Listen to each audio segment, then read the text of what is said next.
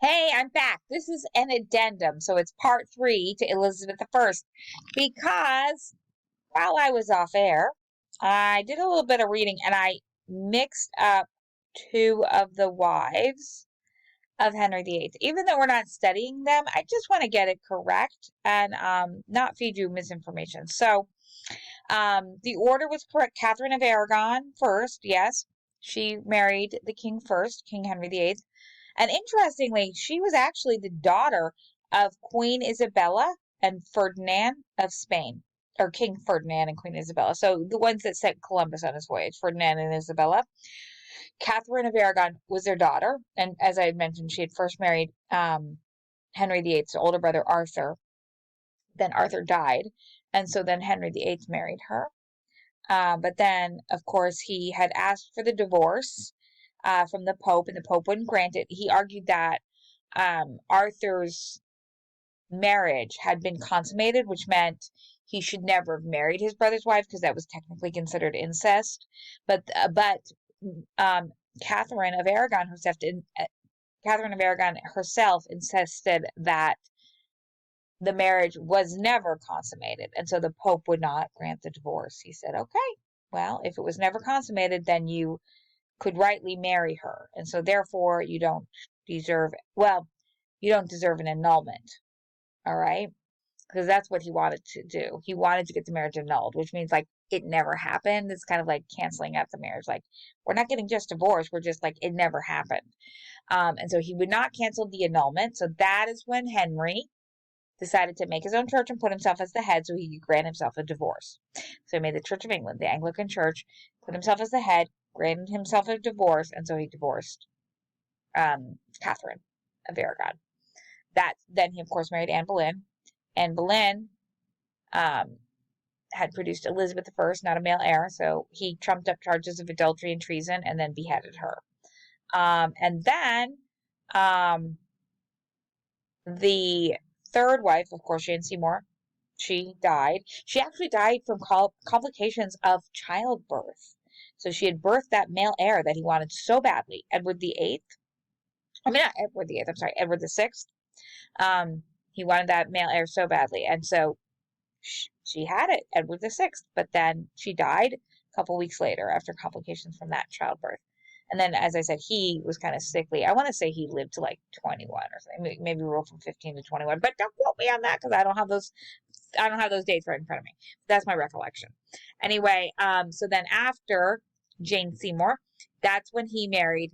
And I had previously told you it was Catherine Howard, but no, it was Anne of Cleves next. He next married Anne of Cleves. So he did not behead Anne of Cleves.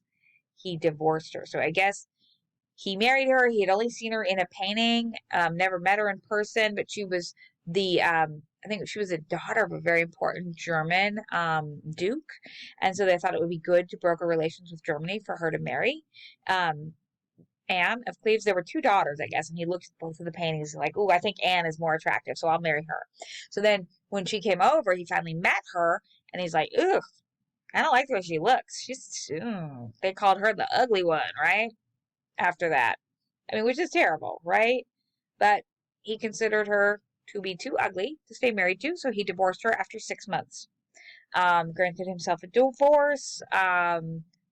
I don't know what the grounds were on. Maybe, I don't know. I don't really know. I don't want to speculate. But he gave her a nice settlement, and she lived out the rest of her days being known as the king's sister. Anyway, after Anne of Cleves, that is when he married Catherine Howard. And a lot of these women had been the ladies in waiting to the former queen. So, for example, Anne Boleyn was a lady in waiting to Catherine of Aragon.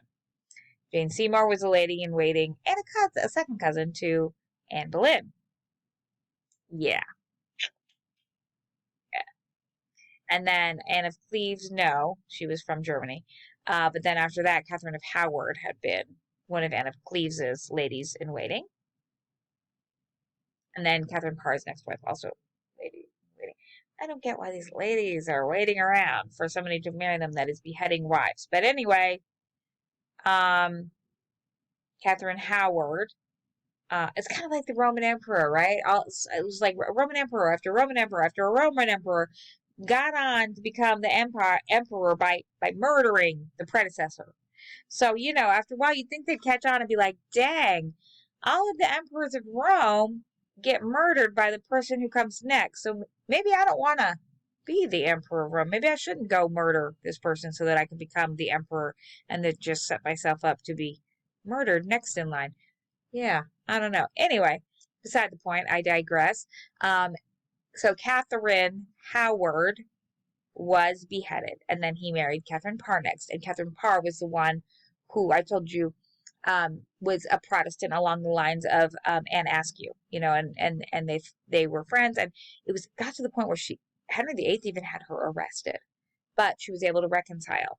Anne Askew never turned in information on Catherine Parr, so they didn't have anything to go on that was, I guess, solid, but that never stopped them, right?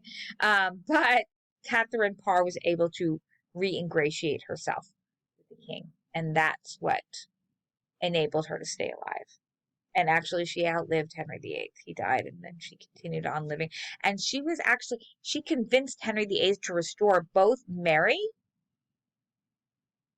and Elizabeth to the throne in the line of succession, because he had previously said they couldn't be. He considered them illegitimate children because he had divorced the mother rather of Mary, who was Catherine of Aragon, and he had beheaded Anne Boleyn, who was Elizabeth's mother. So he said, "Oh, they're illegitimate children to me now.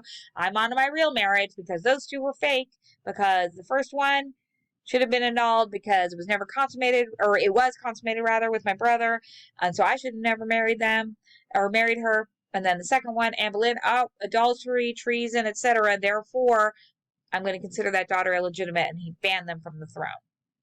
Well, then Catherine Parr, since he already had that male heir of Edward VI, she was able to convince him, you know what, Edward VI is going to be the king after you die, unless something happens to him or whatever. But let's restore Mary and Elizabeth as potential heirs. So they can, of course, the male would inherit first. But if something were to happen to the male, then you have two more people who could possibly be on the throne to continue the Tudor line. And that's exactly what happened. Edward VI died young. And so then Mary I served as queen. And then after her, Elizabeth I served as queen. So it was pretty amazing that Catherine Parr was able to talk Henry VIII into restoring his daughters that he previously considered illegitimate. He restored them to legitimacy and to the succession of monarchs, and they were females. So that was pretty, I would say, transgressive of her to convince him of. Of course, it was probably the power element. He's like, yay, I can have more Tudors on the throne potentially, right? So I'm sure that was an appeal for him there. Anyway, just wanted to clear that up. Wanted to make sure you are all straight on that. Sorry I had reversed the order of two of those wives before, and I wanted to make sure you knew the right order. Alrighty, thanks. Take care. Again, happy reading.